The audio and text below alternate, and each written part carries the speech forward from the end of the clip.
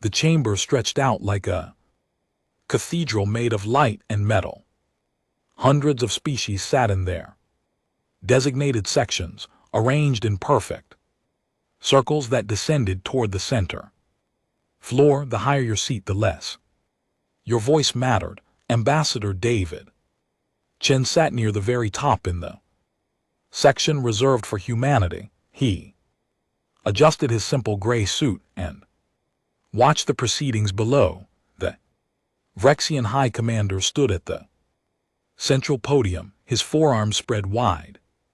In a gesture of dominance, his scales caught the light shimmering purple and black. He was speaking about territorial disputes, his voice booming through the translation devices everyone wore. Chen had been Earth's representative to the Galactic Council for 3 years now. Before him, there had been 5 other ambassadors. Each one had tried different approaches. Some had been aggressive, demanding respect. Others had been submissive, hoping for sympathy. Chen had chosen a different path. He was simply polite. The Vrexian Empire controlled over 400 star systems. They had weapons that could crack planets, their fleets numbered in the thousands. When they spoke, smaller species listened. When they made demands, those demands were met. This was the way of the galaxy. Humanity had joined the Galactic Council 50 years ago, just after achieving faster than light travel. It had been a moment of celebration on Earth, first contact with alien life, proof that humanity was not alone. The celebrations had lasted for weeks, then the reality had set in.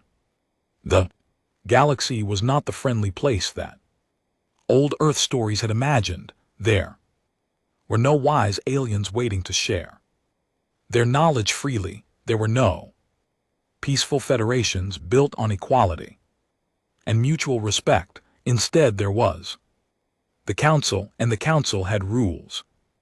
The strong took what they wanted. The weak survived by being useful or by staying out of the way. Treaties were signed and broken based on convenience. Justice was a word used to justify whatever the powerful had already decided to do. Humanity learned these lessons quickly. The first human colony outside the Sol system had been established on a world called New Beijing. It had lasted 6 months before a Vexian corporate fleet had arrived, claimed the planet had been promised to them in a treaty from centuries before, and demanded the humans leave. The Council had voted to support the Vexian claim. Humanity had evacuated. The second colony, New Lagos, had faced similar problems with a different species. The pattern was clear. Now Chen waited patiently as the High Commander finished his speech. The topic was mining rights in the outer territories, a region of space rich in rare minerals that humanity desperately needed. Earth had filed a petition 6 months ago. Following all the proper procedures, the petition had been delayed, reviewed, delayed again, and finally placed on today's agenda.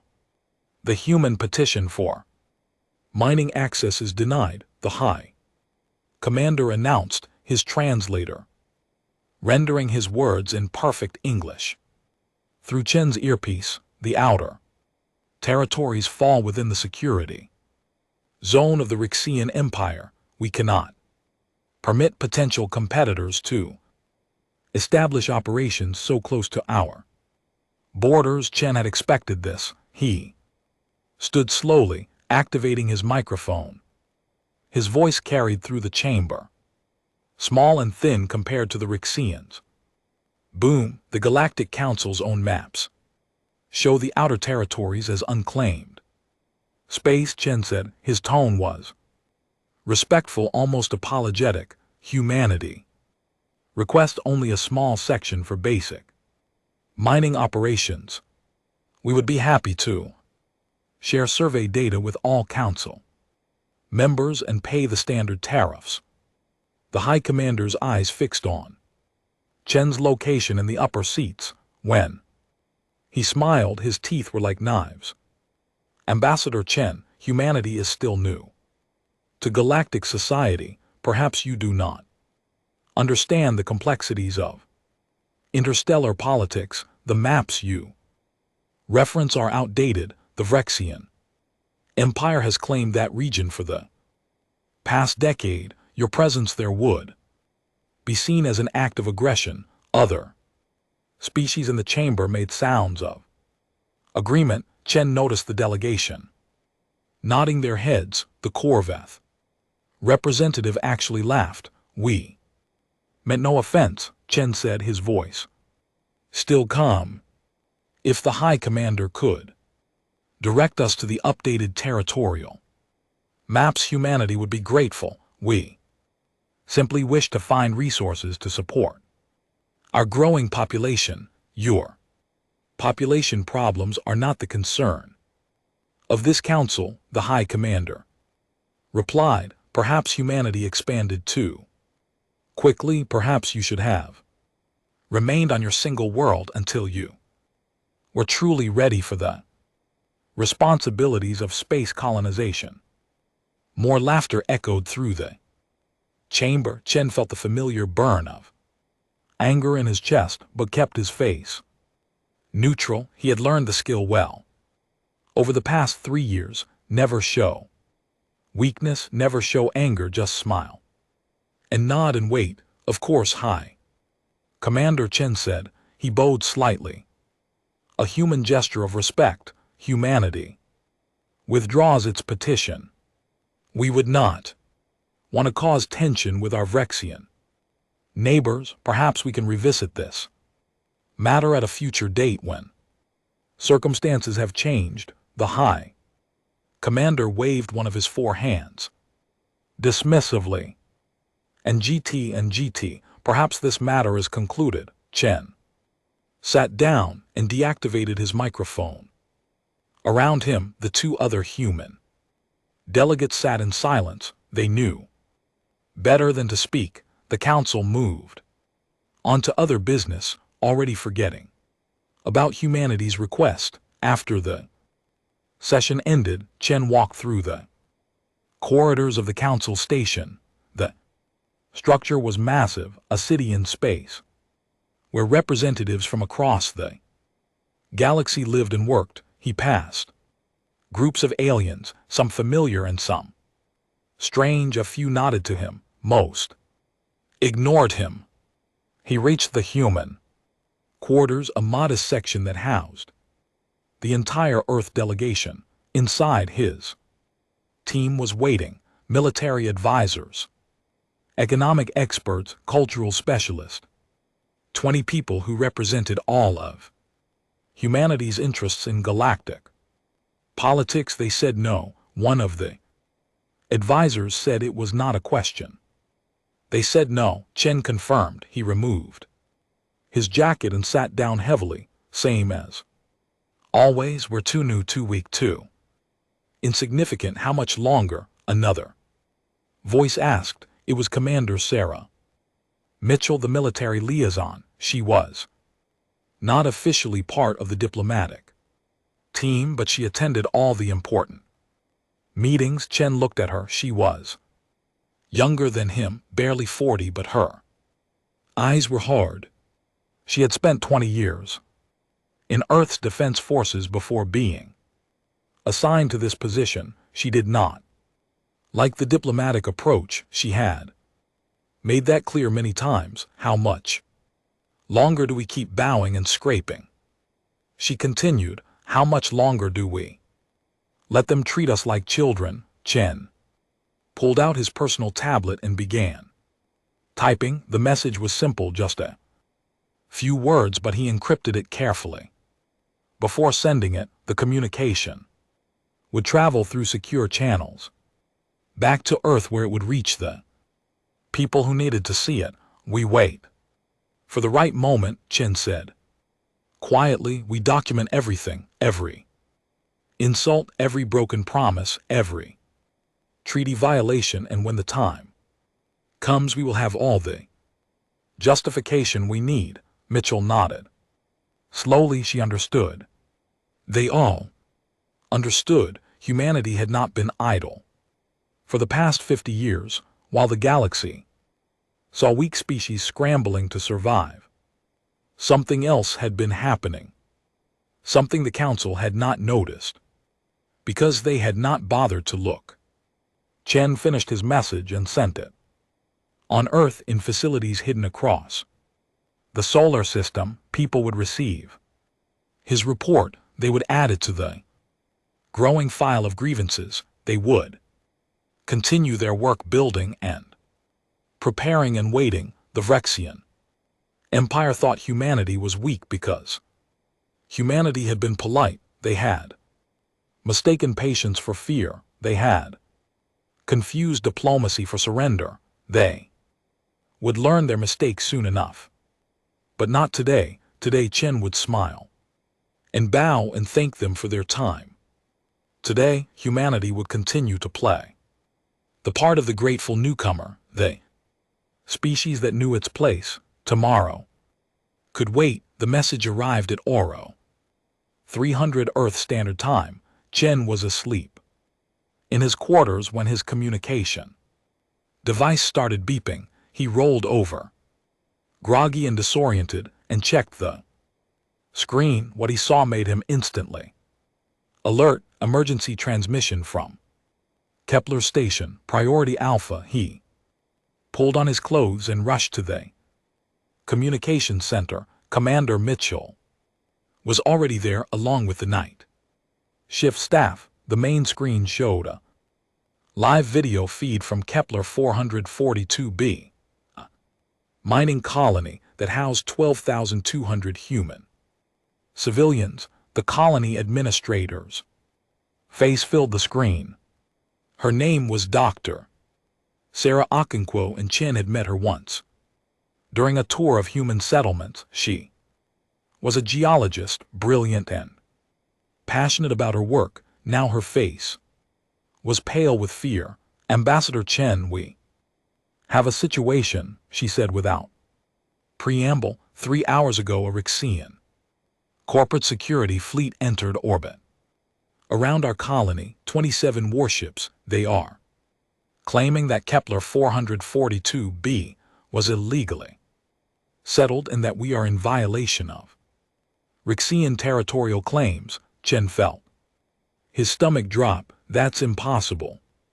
Kepler 442b was on the approved settlement list. We filed all the proper claims 15 years ago. The Council approved our colonization rights. They're saying the approval was based on outdated information. Dr. Okonkwo continued. Her voice was steady, but Chen could see her hands shaking. They're giving us 48 hours to evacuate or face what they're calling removal procedures. Ambassador, we have families here, children. Our youngest colonist is 3 months old. Mitchell leaned forward.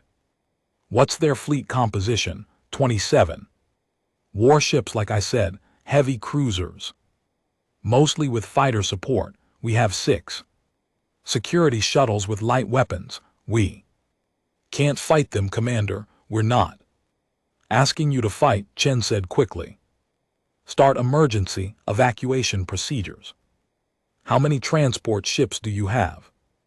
4 cargo haulers that can be converted. We can maybe evacuate 300 people before the deadline. The rest would need to stay behind and hope the Vexians are willing to transport them.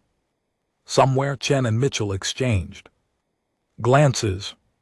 They both knew what happened to populations that surrendered to Vrexian corporate security forces. The lucky ones became indentured workers. The unlucky ones simply disappeared. Begin evacuation immediately, Chen ordered. Prioritize children and essential personnel. I'm calling an emergency council session. We and LT Unk and GT LL get you more time. Dr. Akono nodded, but there was no hope in her eyes. Thank you.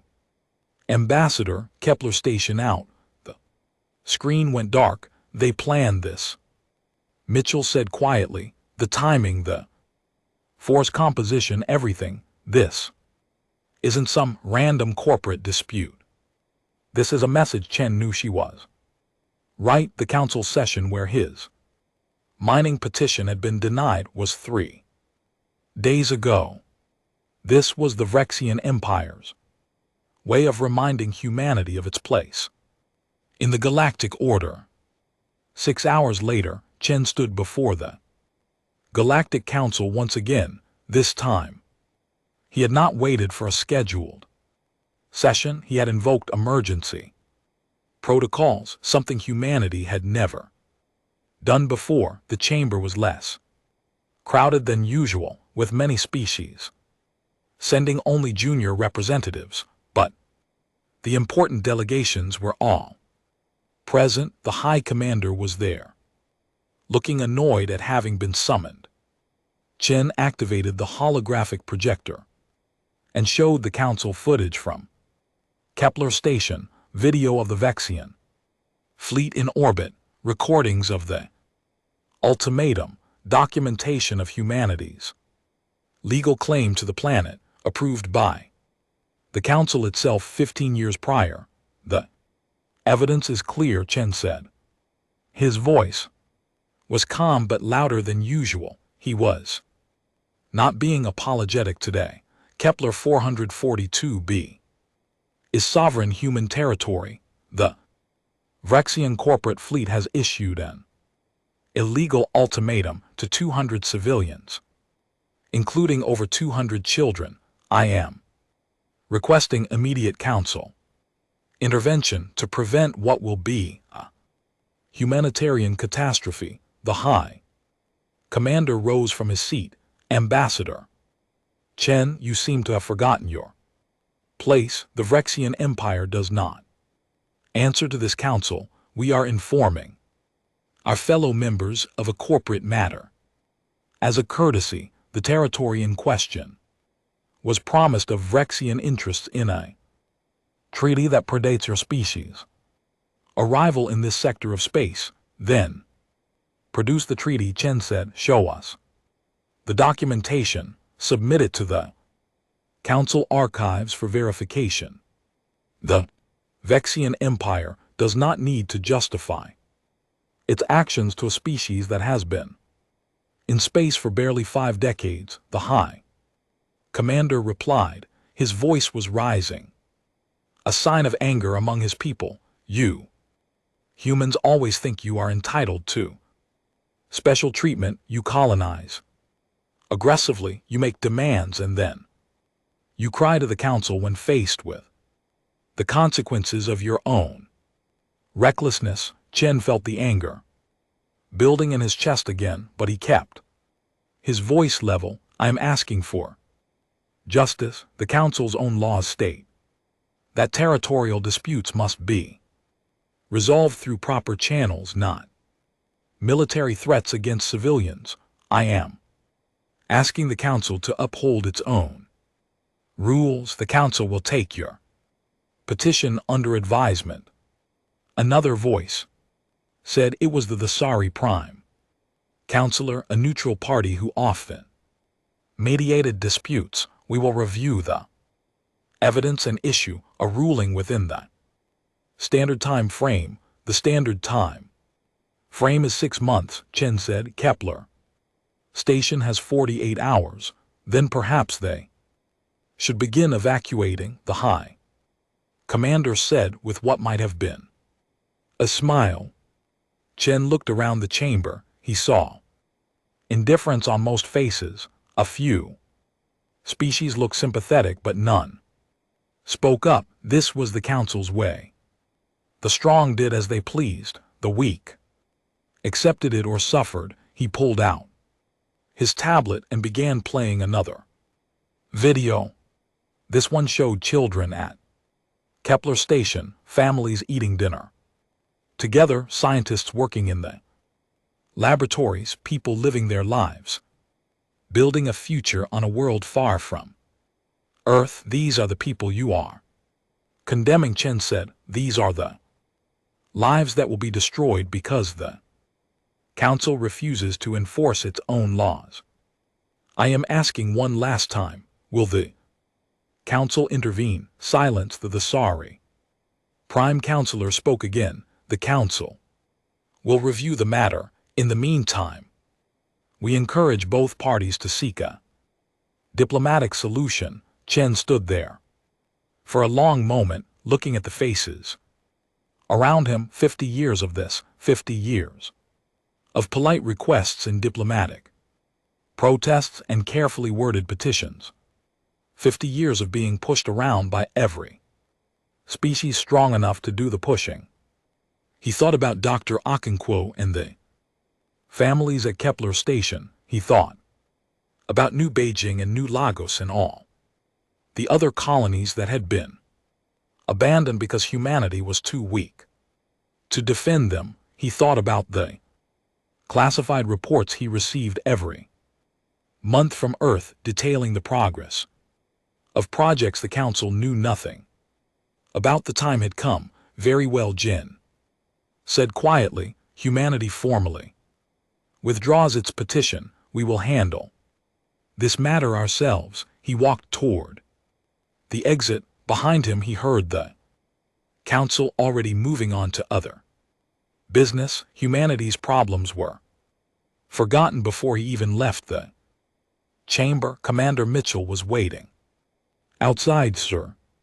Chen pulled out his encrypted communicator and typed a message. It was brief, just a single phrase, but it would change everything. The message would reach Earth in 6 hours. From there it would be distributed to facilities across the solar system and beyond. Protocols suspended. Operation Manners has concluded. Initiate operation. Consequence. He hit send and looked at Mitchell. Contact all human colonies and stations. Tell them to prepare for code black protocols and get me a direct line to Fleet Command. Sir, are we really doing this? Mitchell asked. There was no fear in her voice, only anticipation. We're done being polite, Commander, Chen said. The galaxy wanted to see what humanity looks like when we stop playing nice. Let's show them. They walked back to the human quarters together. Behind them, the Council continued its session, unaware that they had just made the biggest mistake in galactic history. The Vrexian Empire had thought they were punishing a weak species. They had thought humanity would beg and plead and eventually surrender. They had thought wrong. 48 hours. That's how long they had given Kepler Station to evacuate. Humanity would need less than 24 to respond. The countdown had begun. The Vrexian fleet arrived at Kepler 442b with confidence.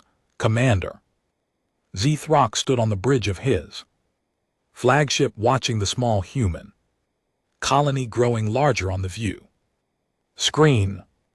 27 warships for a settlement of 1,200 primitives. It was like using a hammer to crush an insect, but the High Commander had ordered a show of force. Any response from the colony? He asked his communications officer. They are still evacuating, Commander. 4 transport ships have left orbit in the past 30 hours. We estimate approximately 400 colonists have departed. Zthrax mandibles clicked in satisfaction. Good. They know their place. What about human military presence? Sensors show no warships in the system. We have detected some old patrol craft barely armed. Nothing that could threaten even a single ship in our fleet. This was going exactly as expected. Humanity would protest to the Council, file their useless petitions, and eventually accept reality. They always did. in another. Weak Phyrexian mining operations would begin on the planet, and this incident would be forgotten. Commander, the sensor officer's voice was sharp with surprise. Multiple contacts emerging from faster than light, distance 3 million km and closing. Zithrak turned to the tactical display. Icons appeared on the screen marking new vessels entering the system. He counted them quickly. 50 ships. Identification, he demanded. Transponders identify them as human vessels, but Commander, they don't match any known human ship classes. These designs are not in the Council database. Sether studied the approaching fleet. The ships were strange, nothing like the rounded civilian vessels humanity usually built. These were angular, covered in what looked like armor plating. They moved in tight formations, their approach vectors suggesting military precision. Open a channel, Seth ordered. Let's see what kind of rescue mission they think they're running. The main screen flickered, showing the bridge of the lead human vessel. A woman in a black uniform stood at the center, her hair cut short, her expression cold. Behind her, Zithrak could see what looked like a proper military command center. This is Admiral Sarah Kwan of the United Defense Forces ship. Consequences, the woman said. You are currently in violation of human sovereign space. You have threatened human civilians. This is your one opportunity to withdraw your fleet from this system. Zithrak laughed. The sound echoed across his bridge. Admiral, United Defense Forces, humans do enjoy their pretensions. I am Commander Zithrak of the Phyrexian Imperial Navy. My fleet consists of 27 warships. You have 50 vessels of unknown capability. Even if they are military craft, you are outnumbered and outgunned. Stand down or be destroyed. Negative, Admiral Kwan replied. Her expression did not change. You have threatened human lives. You were warned. Final opportunity to withdraw. Seth cut the transmission. Arrogant primitives, weapons free. Target the lead vessel. Let's show them what happens when you challenge the Phyrexian Empire. His fleet opened fire.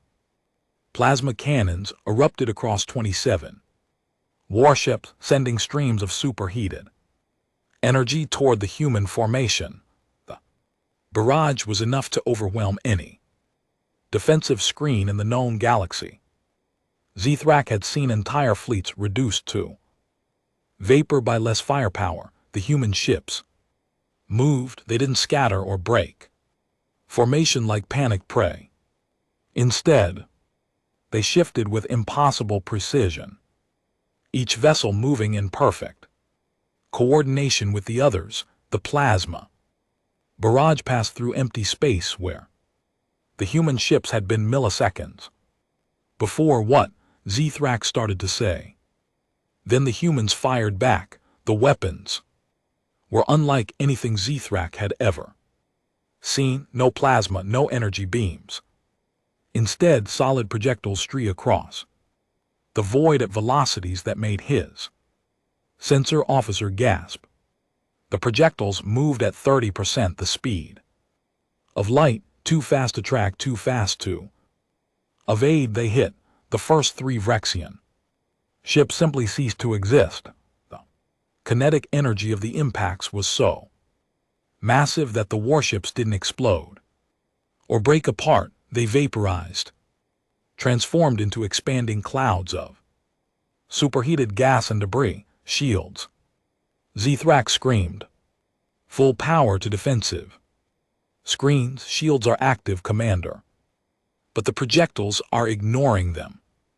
They're passing through our energy barriers like they aren't there. More human weapons fired. These were different beams of directed energy that burned with intensity that made Vexian plasma look like children's toys. Where the beams touched Vexian ships, armor melted and systems failed. Then the missiles came, thousands of them, each one maneuvering independently, each one adjusting its course to follow evasive maneuvers, Zion point defense. Systems tried to intercept them, but for every missile destroyed, 3 more got through. The battle lasted 18 minutes. When it was over, 27 Vexian warships had been reduced to debris fields. Human fleet had not lost a single vessel.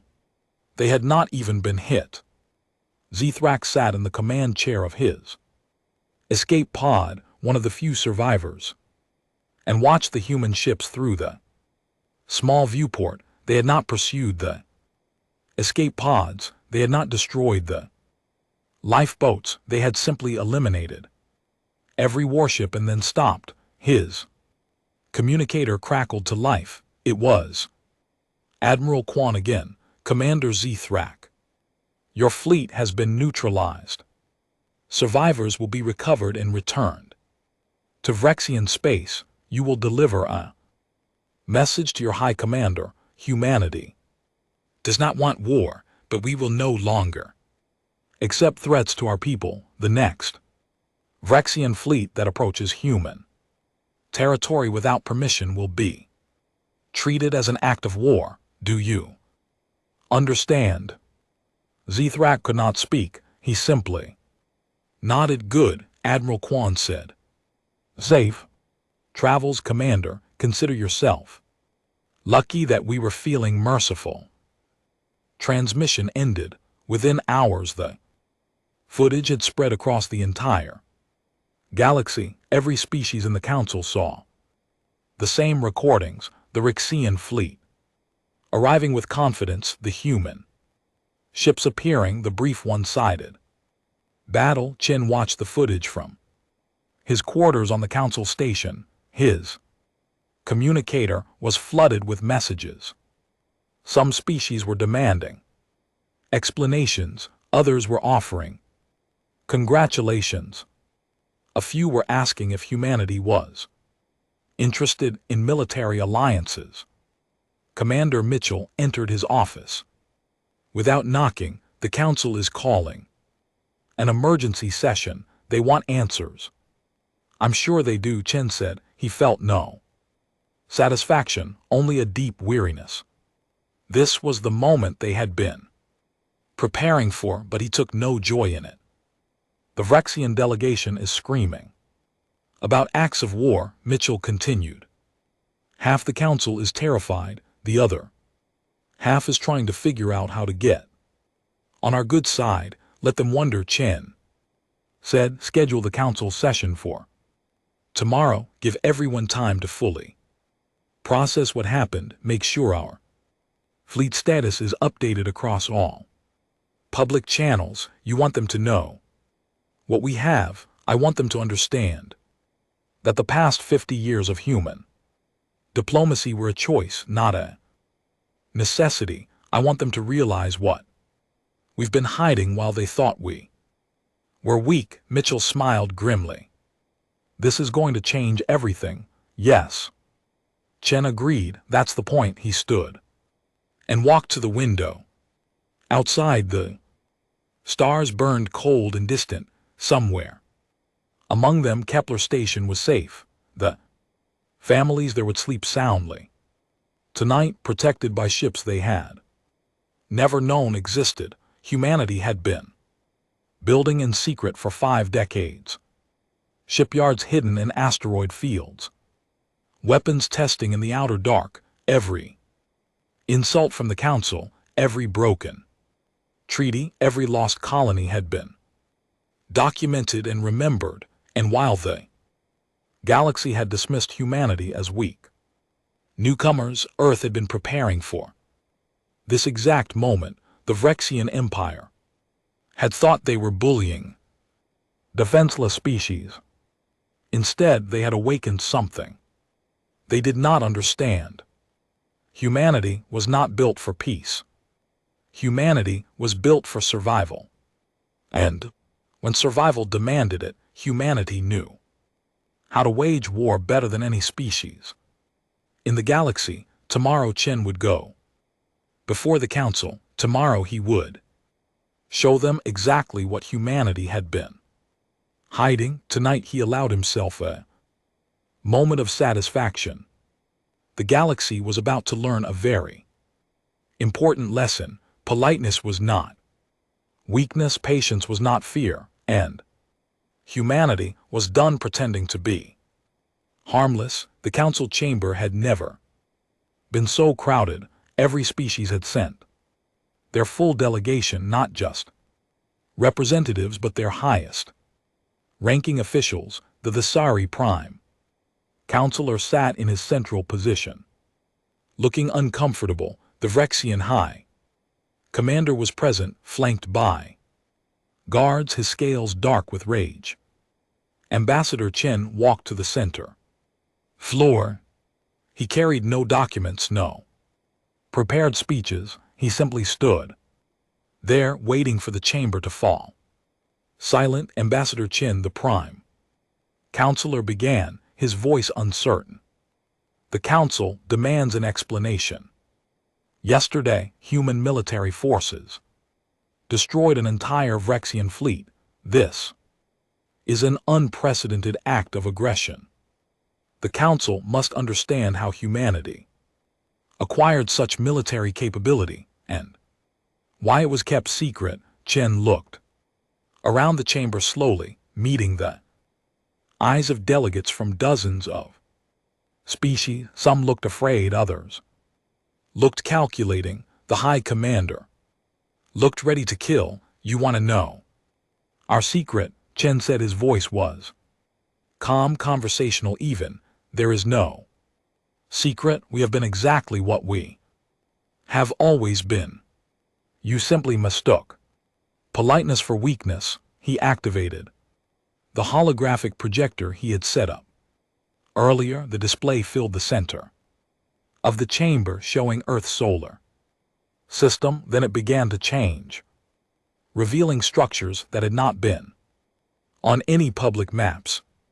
This is Shipyard 7, Chen said, highlighting a massive installation hidden in the asteroid belt between Mars and Jupiter. It can produce 50 warships per year. We have 12 shipyards like this scattered across our system, and several others. The display shifted, showing more hidden facilities, construction platforms, weapons testing ranges, training facilities carved into moons and asteroids. These are the Titanemies, where we have been training our military personnel.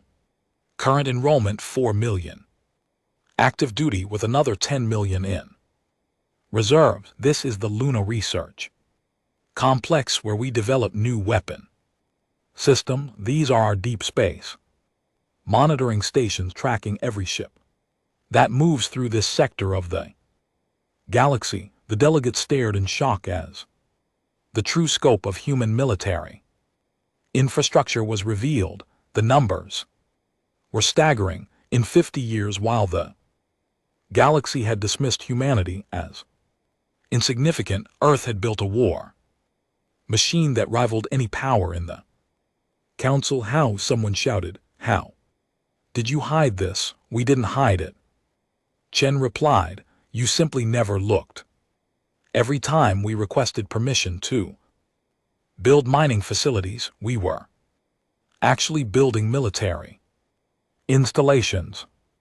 Every cargo ship we launched was carrying weapons components. Every trade negotiation was an opportunity to gather intelligence. You saw what you expected to see, a weak species scrambling to survive. You never bothered to investigate further. The High Commander rose to his feet, all forearms trembling with rage. This is an act of deception, a violation of council law. Humanity has been building a military force in secret, preparing for war while pretending to seek peace. Chen turned to Face him directly, no high commander.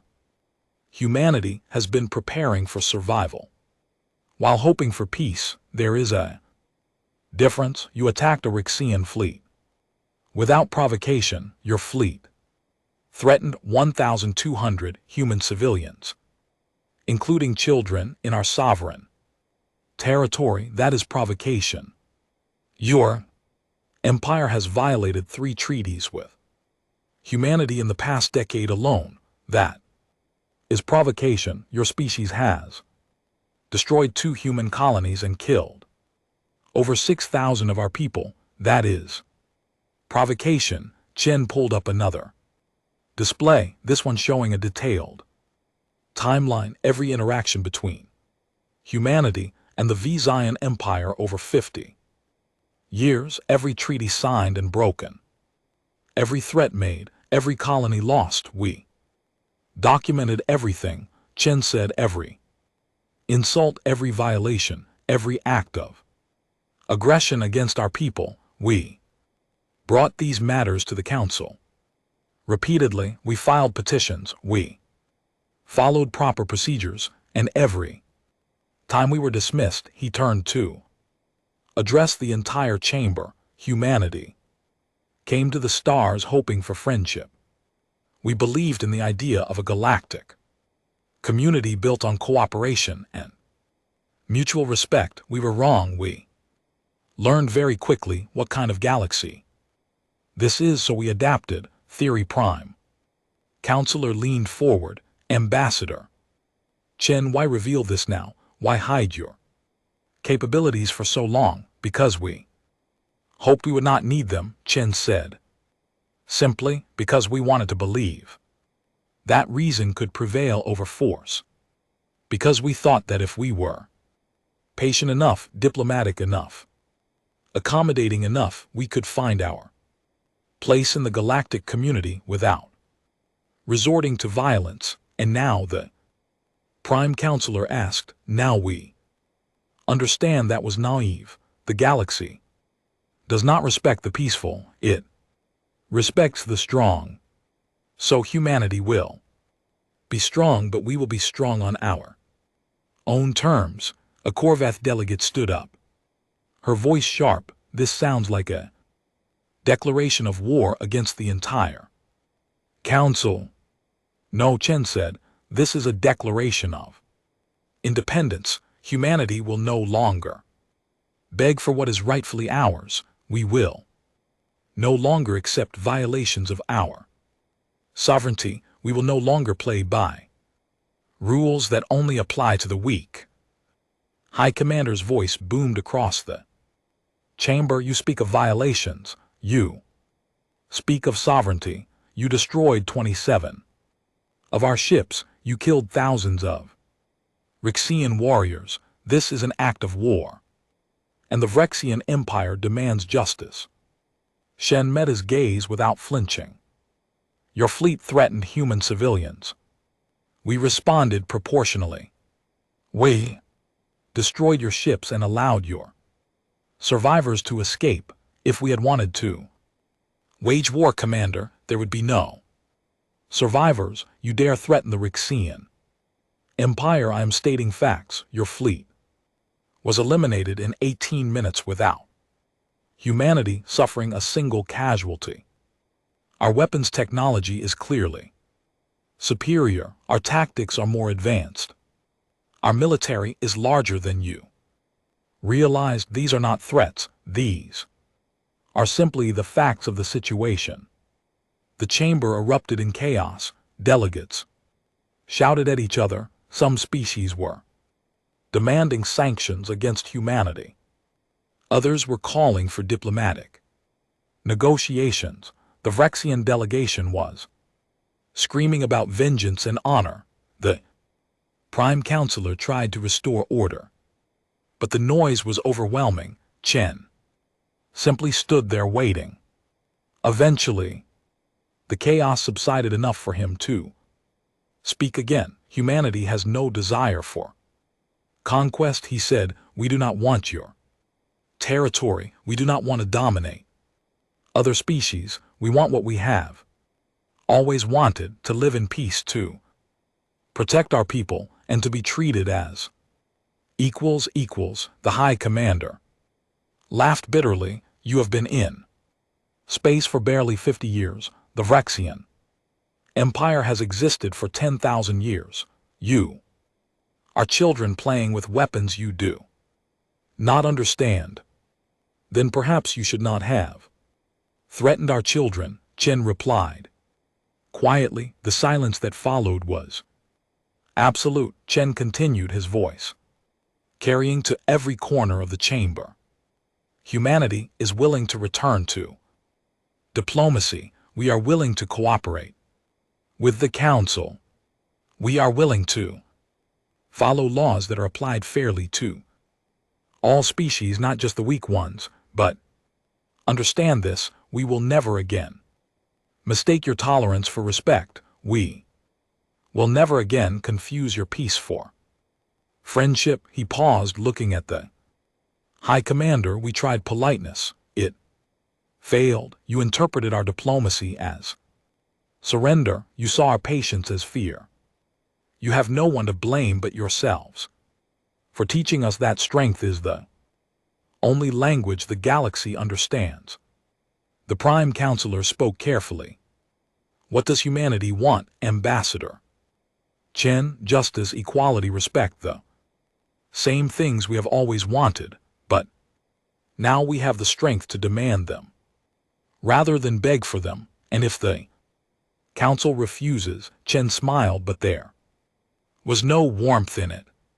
Then humanity will withdraw from the Council and pursue our interest independently. We do not need your approval to exist. We do not need your permission to defend ourselves. We would prefer cooperation, but we are fully prepared for the alternative. He deactivated the holographic display and stood alone in the center of the chamber. The galaxy has a choice to make, he said. You can continue operating under the old system, where might makes right and the strong prey upon the weak. In that case, humanity will simply become one of the strong, and we will play the game by the rules you established. Or you can choose to build something better, a council that actually enforces its own laws, a galaxy where treaties mean something, a civilization built on genuine cooperation rather than domination. And if we choose war, the High Commander asked. Chen looked at him sadly. Then there will be war and you will lose, not because we want to fight you, but because we have spent 50 years preparing for this exact possibility. Every moment you spent dismissing us as weak, we spent building ships. Every time you broke a treaty, we developed new weapons. Every act of aggression taught us more about your tactics and strategies. We know you, High Commander. We know your capabilities, your weaknesses, your patterns. You know nothing about us. He turned and walked toward the exit. At the door he paused and looked back. Let's try this again, he said, this time as equals. The Vrexian High Commander returned to his home world in disgrace. The destruction of his fleet had been broadcast across the galaxy. The loss of 27 warships to an enemy everyone had dismissed as weak was humiliating, but humiliation could be survived. Humiliation could even be avenged. He stood before the Vrexian War Council, 7 of the most powerful military leaders in the Empire. They sat in their traditional position, scales gleaming under the harsh lights of the command center. The humans have revealed weapons we did not know existed, the High Commander reported. Their ships are fast, their weapons are powerful, and their tactics are sophisticated, but they are still a young species. They cannot match the full might of the Vrexian Empire.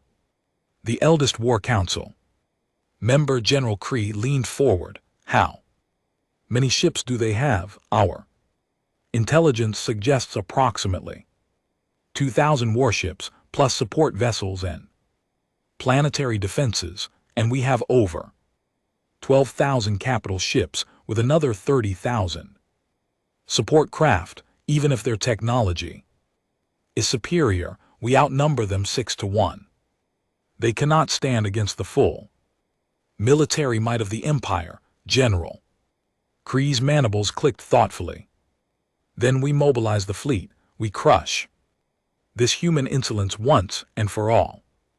They will serve as an example to every species in the galaxy about the consequences of defying the Vrexian Empire. The High Commander felt satisfaction surge through him. How many ships should we deploy? All of them. We will gather the full fleet at the Kepler system and demand humanity's unconditional surrender. If they refuse, we will destroy every human colony in the galaxy. We will reduce Earth itself to ash. The galaxy will remember what happens to those who challenge us. Orders were sent across the Vrexian Empire from dozens of star systems. Warships began to gather. Mobilization was massive, drawing ships from every corner of Rixian space. It would take weeks to assemble the full fleet, but when it arrived at Kepler 442b, it would be the largest military force ever assembled in galactic history. The galaxy watched and waited. Ambassador Chen received the intelligence reports in his office on the council station. Commander Mitchell stood beside him, studying the tactical displays that showed Vrexian fleet movements. There, pulling ships from everywhere, she said. Border patrols, garrison forces, even their home defense fleets, there, leaving their entire empire exposed.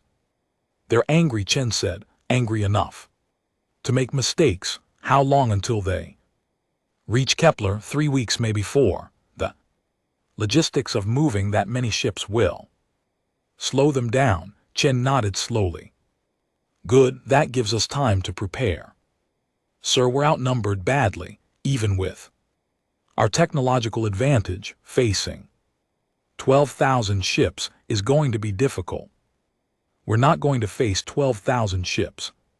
Commander, we're going to prevent them from ever assembling that fleet in the first place. He pulled up a star map showing the Vexian Empire.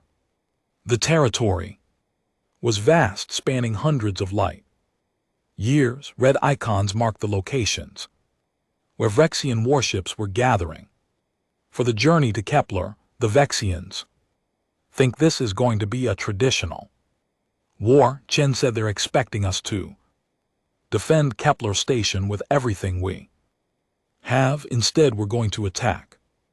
Mitchell's eyes widened. Sir, the Rixian Empire has never fought a war on its own territory. For 10,000 years they have been the aggressor, conquering weaker species. They don't know how to defend against a sophisticated enemy, so we're going to teach them. He began marking targets on the map. These are Rixian military shipyards. These are supply depots. These are communication hubs. We hit them simultaneously across their entire empire.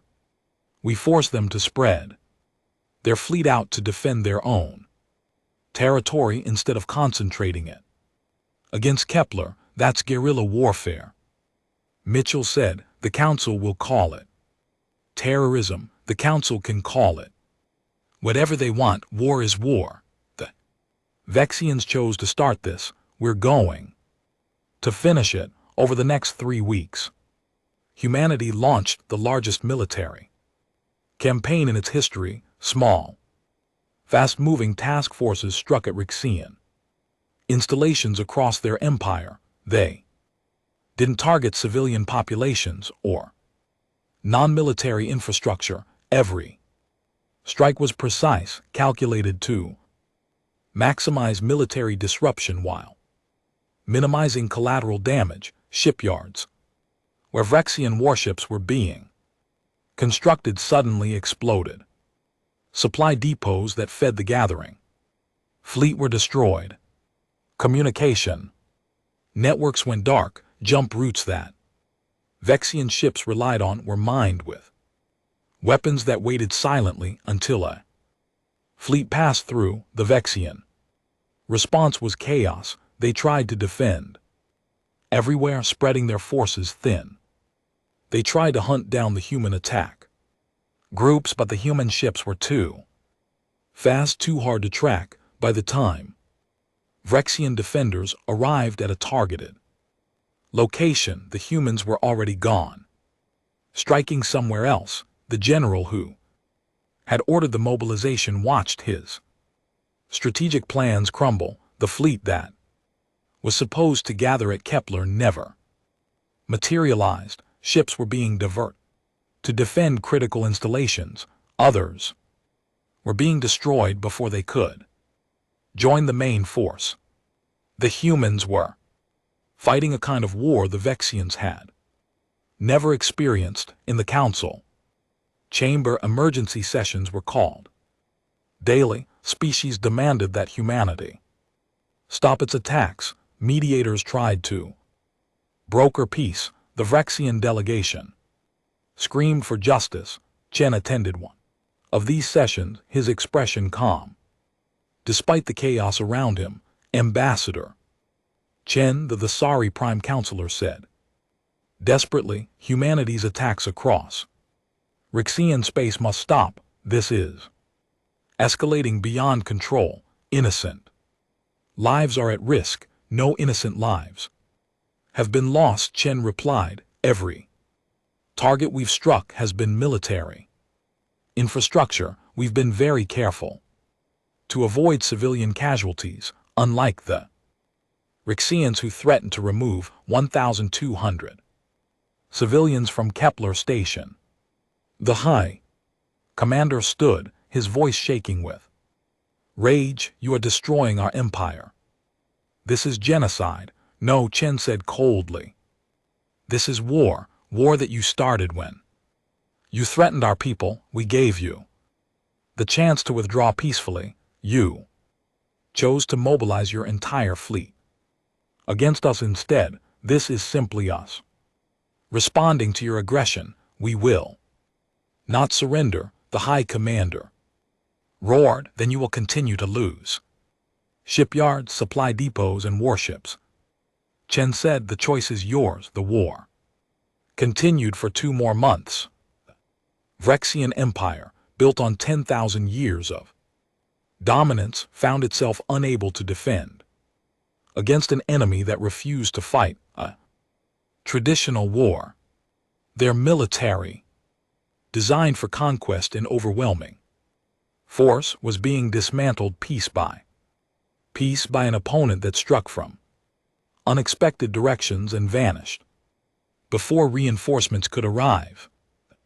Economic cost was staggering. The Vrexian military-industrial complex, which had sustained their empire for millennia, was being systematically destroyed. Civilian populations began demanding that their leaders find a way to end the conflict. Finally, after losing 60% of their military infrastructure and thousands of warships, the Vrexian War Council requested peace negotiations. Chen sat across from the High Commander in a neutral space station. The Rixian looked older, his scales dull, his movement slow. Defeat had aged him. What are your terms? The High Commander asked quietly. Chen slid a data pad across the table. Full reparations to Kepler Station colonists for the damage and trauma caused by your threats. Formal recognition of all human territorial claims in disputed regions. Withdrawal of Rixian forces from 14 star systems that you took from other species through similar intimidation tactics, and a Restructuring of council voting. Protocols to prevent majority tyranny. You want us to give up territory we have held for centuries. I want you to return territory you took illegally from species too weak to fight back, just like you tried to do to us. The High Commander sat in silence for a long moment. The War Council will never agree to this. Then we continue the war, Chen said simply. And GT, eventually your empire will collapse. And GT, your military is already reduced to less than 40% capacity. Your economy is failing. Your people are demanding peace. How much longer can you hold out? You would destroy the entire Vrexian empire. We would prefer not to. We would prefer peace, but we will not accept a peace that rewards aggression and allows you to threaten others in the future. The terms are non-negotiable. The High Commander looked at the data pad for a long time. Then he picked up his pen and signed. The ceremony was broadcast across the galaxy. Representatives from every council species attended as the Vrexian Empire formally surrendered to humanity's terms. Territory was redistributed. Reparations were paid. The council voting system was reformed to require more than simple majority rule for major decisions. Ambassador Chen stood before the reformed Galactic Council for the first time since the war ended. The chamber looked different now. The seating had been rearranged. Humanity no longer sat in the upper tiers. They now sat at the mid-level. Among the established powers, the war is over, Chen said. Humanity returns to diplomacy, to cooperation, to the principles we have always valued. But the galaxy has changed. We have changed. He looked around the chamber, meeting the eyes of delegates who now watched him with respect instead of dismissal. We tried being polite, he continued. We tried being patient and diplomatic and accommodating. We hoped that would be enough. It was not. You taught us that the galaxy only respects strength.